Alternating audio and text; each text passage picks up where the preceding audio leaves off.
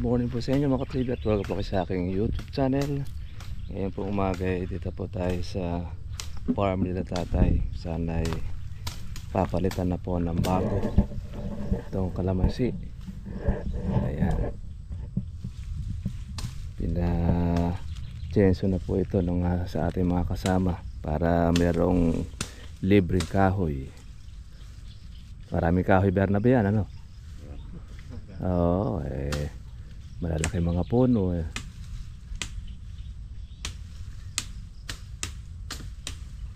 Ang gandahan niyan eh, maliyab na kahoy po ang kalamansi.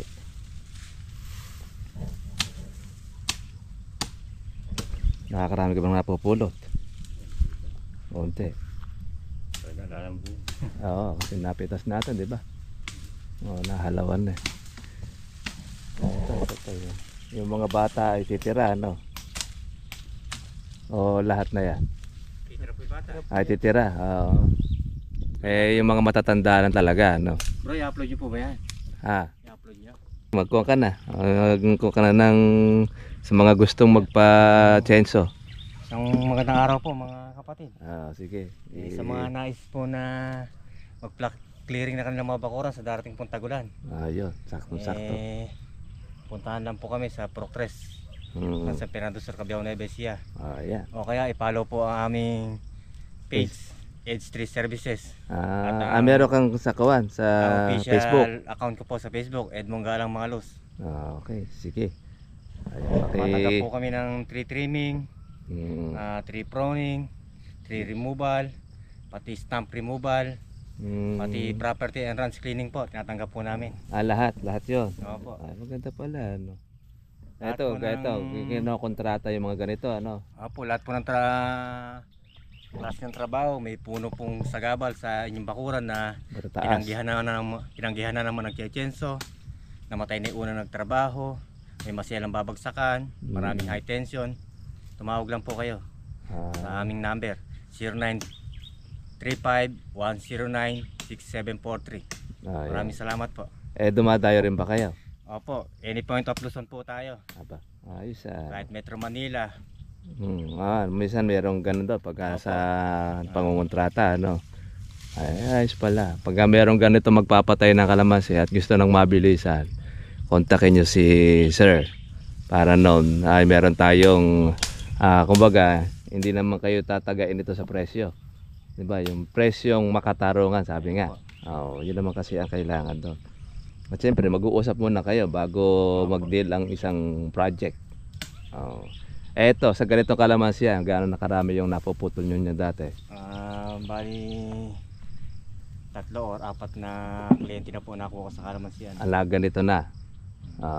Ito naman nga eh. Sa ganito, magkano naman ang tanggap ninyo per puno? Dito po kasi kung magkakapatid tayo sa iglesia eh. Hindi naman siya tinataga na ganong presyo eh, no? Kasi kung tutuusin po talaga eh, matrabaho po ito eh. Kasi maliliit yung mga kuha niya, no? Ang talaga pong yung bayad talaga niya, kung po talaga 25 pesos po kami per puno. per puno. Yan. Lahat yon gaganyan. Kung malinis yan, no? Kakahuwi na rin. Ayun. Doon po sa mga katribya po natin na magpapalit po ng kalamansi. Ayan, sagad po sa puno po yung kanilang chenso. Kaya clear. Wala kayong makikita, hindi kagaya ba ng ginugulok na malaki yung naiiwan. Opo. Kahit po sa chensong malaki po naiiwan. Iwan po ganyan. Kasi hindi kaya sumayad. Hindi kagaya nito na talaga sagad siya. Yan ang kagandahan. Ayan, ito. Hindi nga naman istorbo pagka magpapalit. Magtatanim. Ayan, sakto-sakto. Ayan, doon po sa ating mga subscriber, kung meron kayong mga project na ipaki-clearing sa ating, lalo na yung bang bagong farm, ano? Opo. Kung gusto natin ipaputol. Kung halimbawa may bakod na nalaon, maraming mga sukal na kung ano-ano, may mga puno. Kami po ang kumatanggap din kayo na parang mini go-bat. Opo, clear po namin yan. I-clear talaga siya. Ayos pala, ano? Kasi meron tayong mga nakikita mga go-bat na talaga. Opo, nalalaon po mga bakod. Nalalaon. Sa ganun ba, hindi kayo nakaka-experience ng sawa? Ay, hindi naman po. Ay, di naman. Pero yung ahas, hindi Kahit, nawawala. kahit po paano, kahit askalbaw lang, minsan nagkakaroon. Nagkakaroon din talaga dyan. Ano. Pero ang pinaka-special po kasi talaga natin, Ma-clear, malinis. tree pruning, tsaka tree trimming. Mm. Yun po. Lahat po ng mga delikadong trabaho sa aerial. Sa taas. Kayo, nagagawa ninyo. Opo. Sabihin, nakakakati kayo sa mga matataas na mga puno. Opo. Kahit po marami siyang kuryente o makipot po ang babagsakan.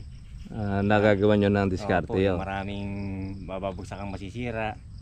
Yun po talaga mga specialty natin. Ayos pala, no? Kayo naman yan, talaga pakyawan din kayo. Opo, kung halimbawa merong na naghati-hati sa lupa at may punong tinamaan, siyempre babakuran po yun. Ang concern ng iba, mismong tinamaan ng ugat. Pati po ugat po na yun, tinatanggal po namin buo yan. Upang yung asintada po hindi masira, tumibay. Opo, iba po kasi dinadaya. Pag nabulok po yung ugat, uupo po siya, masisira. Kaya kami po, pati po yun, tinatanggal namin. Sabihin, manual yung hinuhukay. Opo. Ayos pala, no? Kaya naman ito, isang grupo kayo. Opo. Okay, maganda kasi rin yung pagka kung meron kayong mga kasama talagang lumalabas. Ayan. Doon sa mga ibig na magpatay ng kalamansi at gusto nyo ng mabilisan para kayo makapagtanim uli ng kalamansi, ito ang the best. Talagang pag kinenso siya, ayan, pinagpuputol-putol siya na talagang may sasalansan, ano? Opo, follow nyo na lang po yung aking yung Facebook. Facebook page po, It's Tree Services. At saka po yung Facebook official account ko po, Edmond Galang Malos. Andun po, makikita niyo po ang mga yung mga gawa niyo doon. Aming mga trabaho po doon. Ang mga lugar na aming napuntahan. Yung mga clear. Yan. Ay, saktong-sakto pala eh. Pag halimbawa mapunta tayo ng parting Ilocos at kayo ay magpapakon dyan, ito pwede natin kontakin si Sir.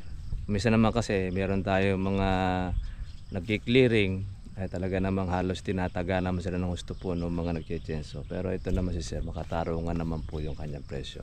Pwede nyo po siyang kontakin or pag-usapan kung ano man po yun yung paggagawa, kagaya no, kahit pala yung mga mahihirap na mga bagay, kahit ng mga matataas na akyatin, sila yung nagtatrabaho. Halimbawa, sa bahay ninyo, meron kayong ipapuputol, yun, pwede natin siyang kontakin. Magagawa na ng paraan yun para hindi po tumama sa poste o karoon ng disgrasya.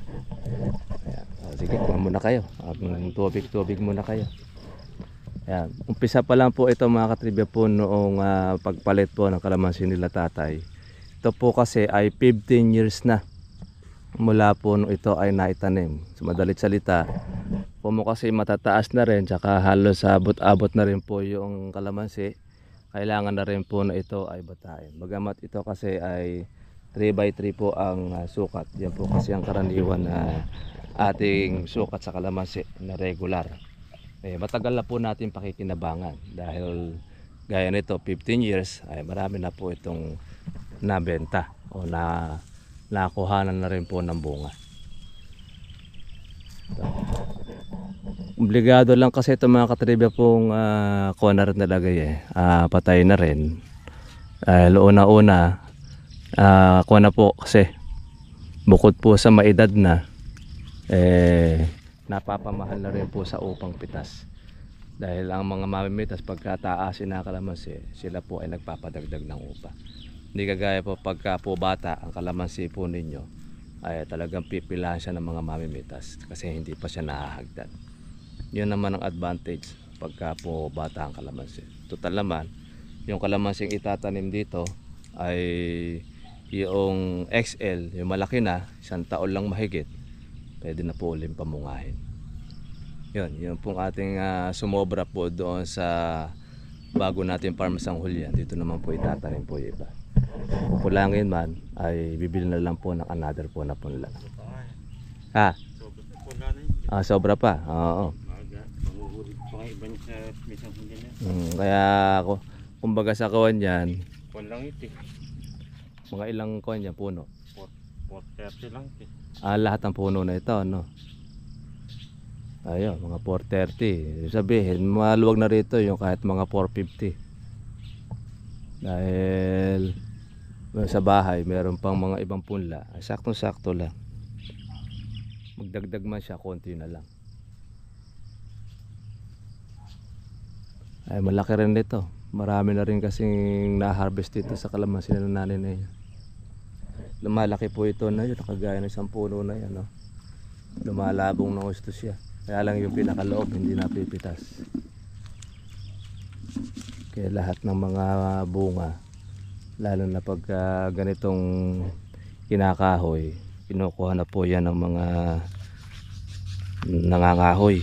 Pero ngayon, ito, mas madali nila itong kalisin.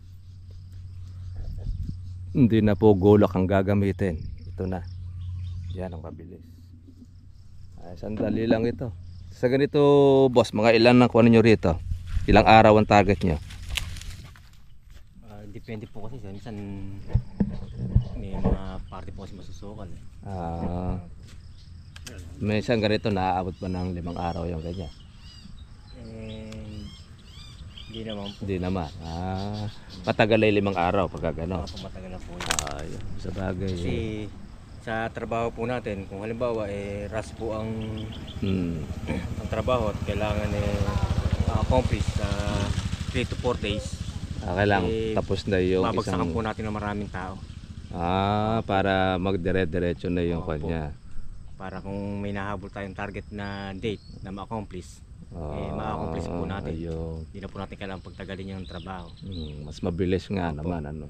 Marami po tayong nakokontak. Marami po tayong tao. Kasama. Ay, saktong-sakto pala.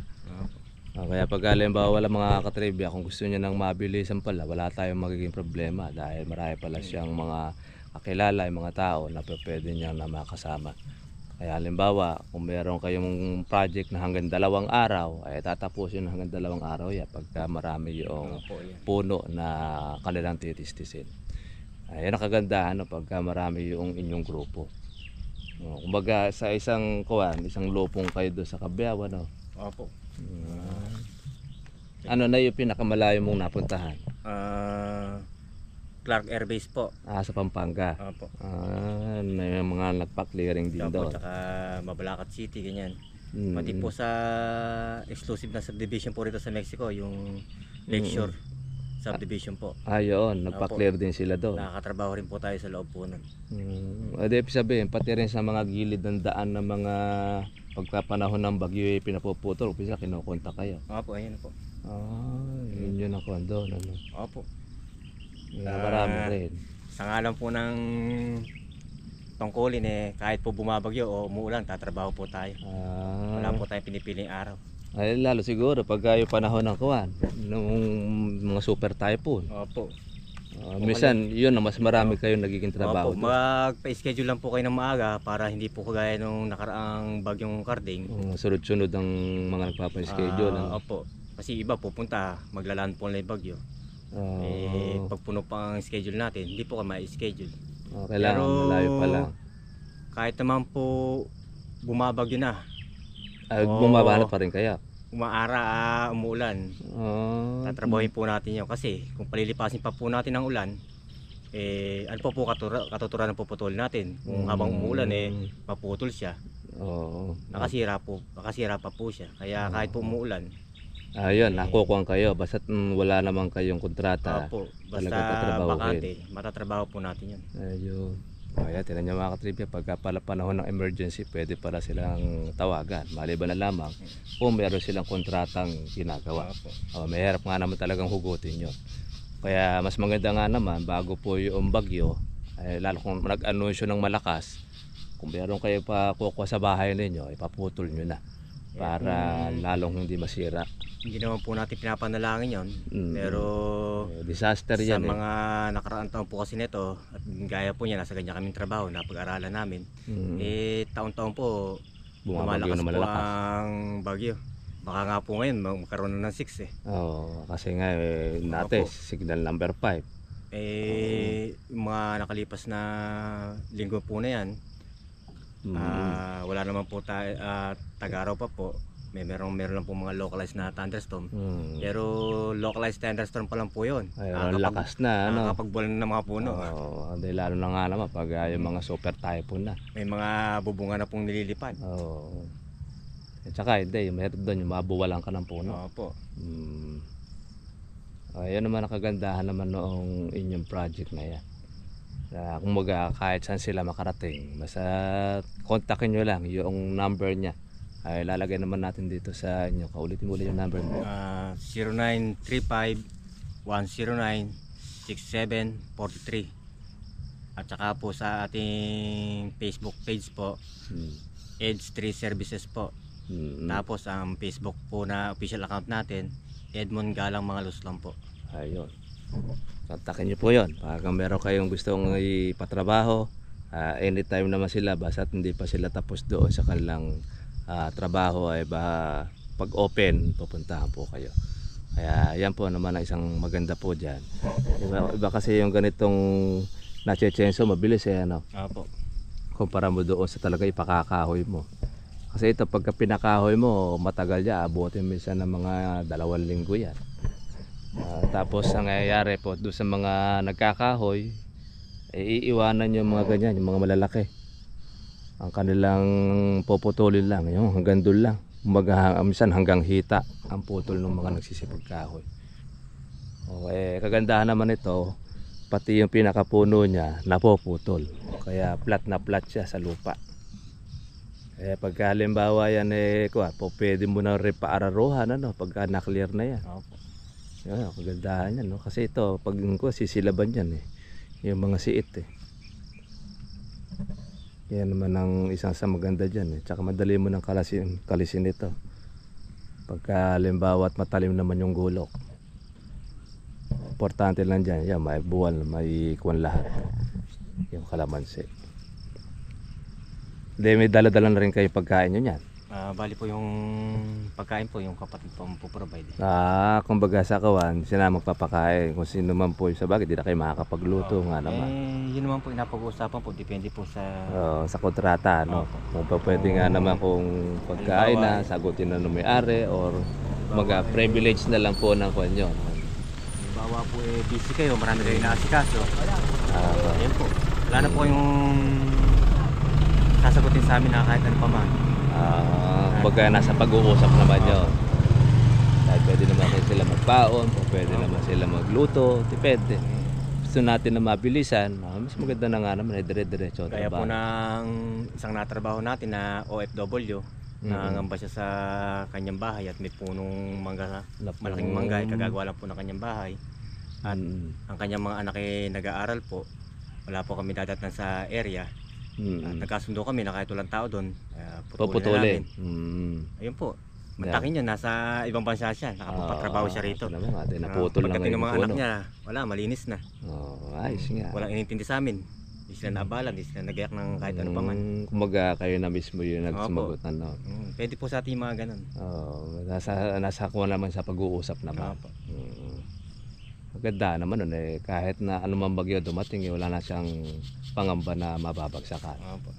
Ayun. Tumatanggap din sila yung mga sinasangahan lang. Kung hindi na mapapuputol yung puno, sasangahan naman ninyo, di ba? Trimming lang ganun. Yung mga trimming. Kaya kumatanggap din sila ng ganyan. Basta kung ano yung ipagawa ninyo ukol doon sa pagpuputol, pwede ninyo na pag-usapan. Kagaya kapapasok lang nila, dami na ng puno ng kanilang naputol na chenso. Kaya ikaw at taga chenso, yung mga kasama naman ng taga kuwan ng sanga. Opo. Ayos naman Marunong po yan, kahit po lahat po yan marunong rin mag-chenso. Skilled po yan, kahit magkapalpal kami ng trabaho Sanay rin talaga. Wala pong hilian. Hindi kahit ano mahawakan yan sanay din. Kumbaga train na rin sila. Opo.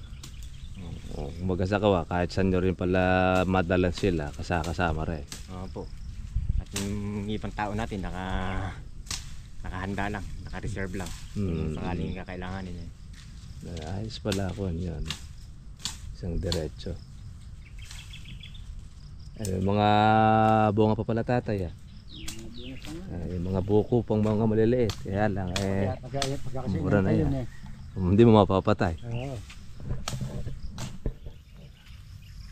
Ang kagandahan pala nito eh, sagad pala sa ilalim yung kuwan eh. No? Yung pagkaputol eh. Hindi ano yung matanda niya, diretso rin lang. Lahat nga ng mga matatanda yung puputol eh. Eh di kakalisan pa itong mga sanga na ito.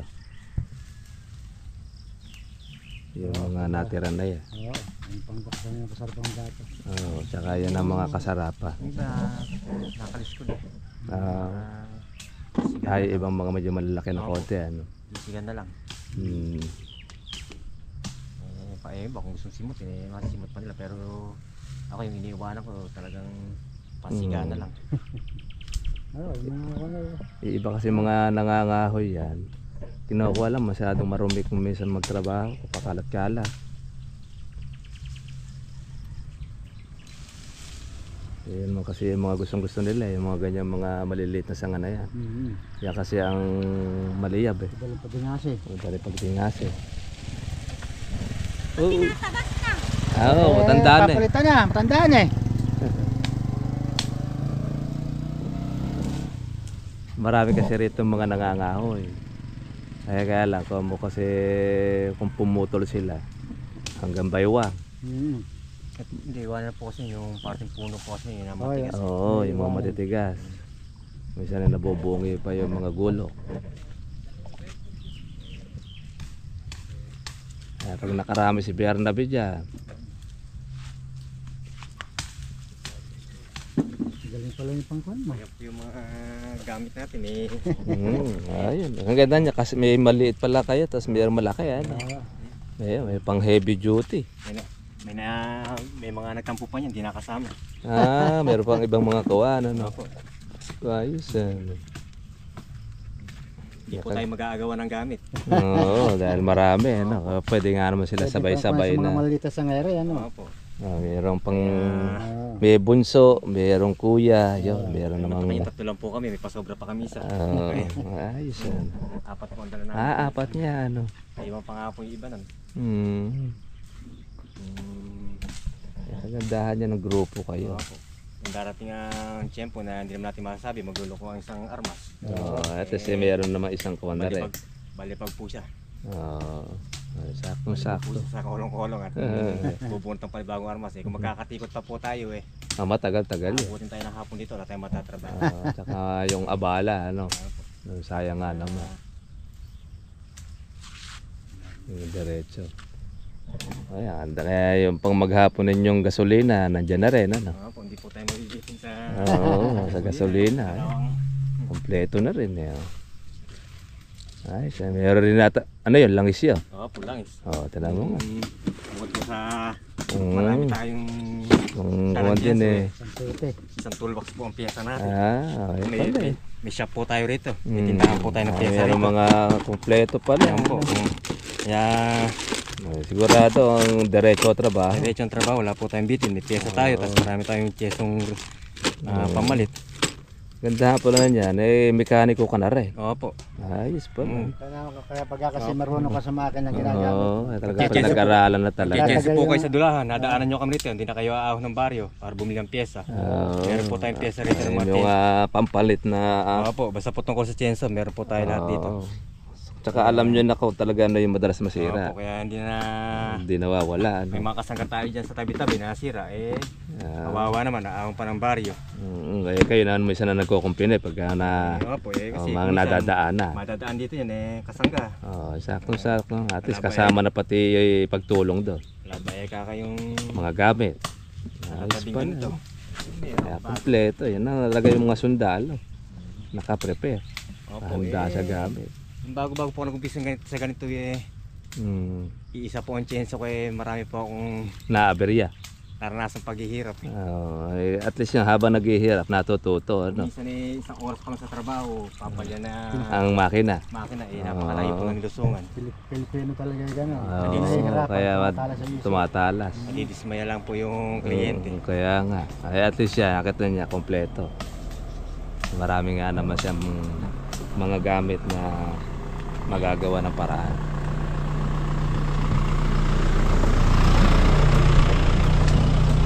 Gandahan nito eh. Kung ilang taon nyo gagamitin yung kahoy na yan. Mukhang din yan.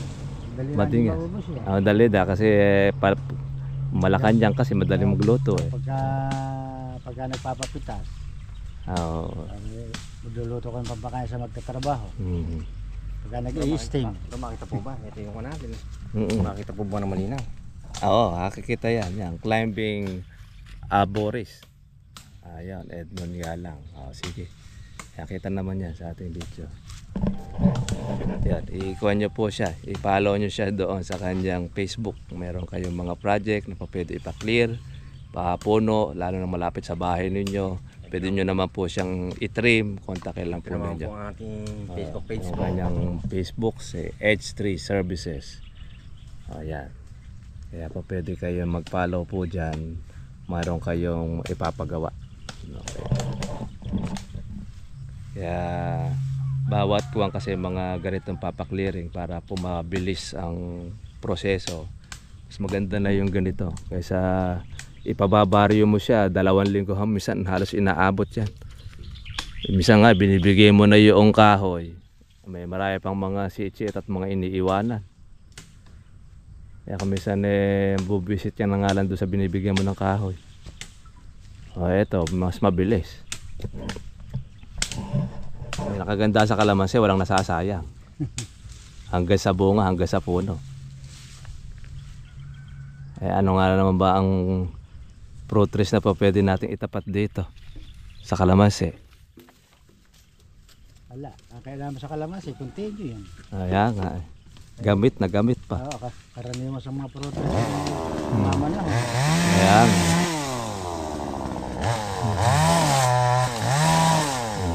Tingnan natin yung pagkukuhan niya. Okay, so.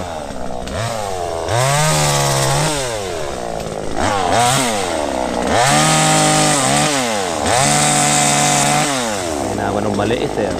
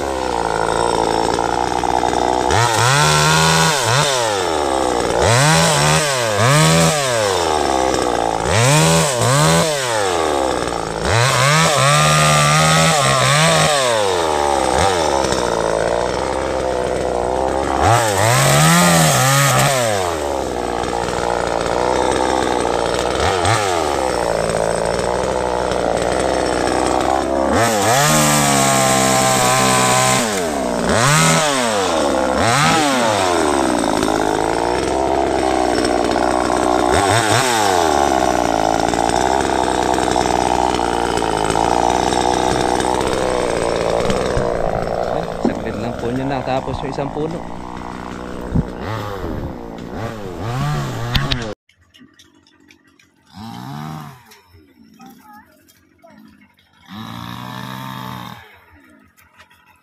Malaki na yung kanilang na puputol maghapon. Ayan. Kanilang puno na sila.